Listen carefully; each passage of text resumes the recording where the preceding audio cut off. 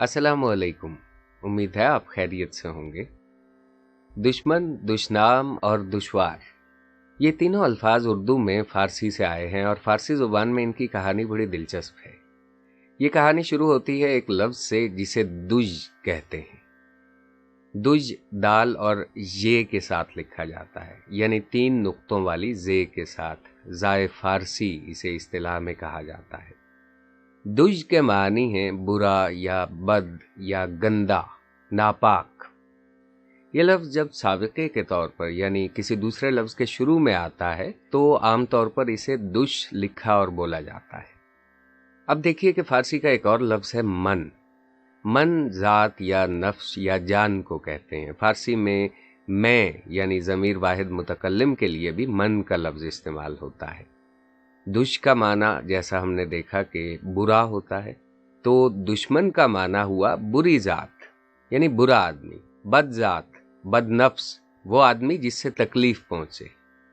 इसी तरह नाम का मतलब हम सब समझते हैं, यानी इस्म, वो लफ्ज़ जिससे किसी शख्स या शय या जगह को हम पुकारते हैं। तो दुश और नाम को मिलाएं तो मतलब बनेगा बुरा नाम यानी गाली। अब आगे आ जाइए। वार का लाहिका फ़ारसी में आम तौर पर इस्तेमाल होता है। इसके मानी हैं जैसा, मानंद, मिसल, वाला या रखने वाला। मिसाल के तौर पर बुजुर्ग वार का मतलब है बुजुर्ग जैसा। दीवाना वार का मतलब है दीवाने की तरह। उम्मीदवार का मतलब है उम्मीद रखने वाला। सादा तौर पर हम कह सकते हैं कि वार का मतलब है वाला। तो दुश्वार का मतलब हुआ बुरा वाला, जिससे तकलीफ पहुंचे, यानी मुश्किल। अब आप समझ रहे होंगे कि दुश्मन का मतलब है बुरी ज़ात, दुशनाम का मतलब है गंदा नाम यानी गाली, और दुश्वार का मतलब है बुरा वाला यानी मुश्किल।